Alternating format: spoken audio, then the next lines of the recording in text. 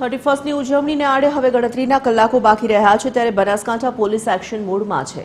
અંબાજી નજીક આવેલી ગુજરાત-રાજસ્થાન બોર્ડર પર છાપરી ચેકપોસ્ટ ખાતે પોલીસ દ્વારા સઘન ચેકિંગ હાથ ધરાયું છે।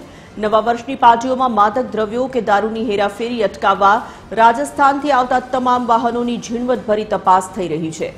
અત્યાર સુધીના ચેકિંગમાં બ્રેથ એનાલાઇઝરની મદદથી નશાની હાલતમાં વાહન ચલાવતા શખ્સો સામે કાયદેસરની કાર્યવાહી કરવામાં આવી છે।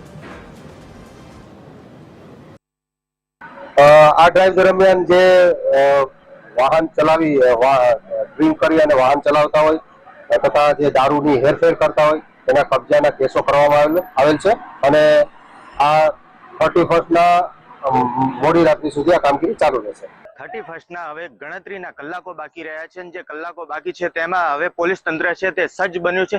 જે રીતના જે 31ની જે ઉજવણી થતી હોય છે તે ગુજરાત નહીં પણ દેશભરમાં થતી હોય છે। કેટલાક લોકો જે 2025ને જે વિદાય આપી રહ્યા છે તે વિદાયના કારણે કેટલાક લોકો એસમોજ કરીને પણ વિદાય આપતા હોય છે। અને જે રીતના આપણે વાત કરીએ કે જે અંબાજી નજીક આવેલી જે સરહદ છાપરી છે તે સરહદ છાપરી ઉપર જે હાલમાં પોલીસ બંદોબસ્ત છે તે પોલીસ બંદોબસ્ત ખડે પગે જોવા મળી રહી છે। ને જે રીતના વાત કરીએ જે રાજસ્થાન બાજુથી જે ગુજરાત તરફ જે પ્રવેશતી જે વાહનો છે તે વાહનોમાં ચેકિંગ કરવામાં આવી રહી છે। જે રીતના જે લોકો હોય છે તે ગુજરાતી લોકો જે 31ને ઉજવણી કરતા હોય છે તે લોકો કેટલાક લોકો નશાના પદાર્થોથી જે લોકો ઉજવણી કરતા હોય છે તે નશાના જે પદાર્થો છે તે રાજસ્થાન તરફથી ગુજરાતમાં ન પ્રવેશે તેના માટે પોલીસ બંદોબસ્ત હાલમાં છાપરી ખાતે ગોઠવવામાં આવ્યો છે। ને જે રીતના પોલીસ બંદોબસ્ત છે તે પોલીસ બંદોબસ્ત જે પોલીસ વિભાગના જે અધિકારીઓ છે તે અધિકારીઓ પણ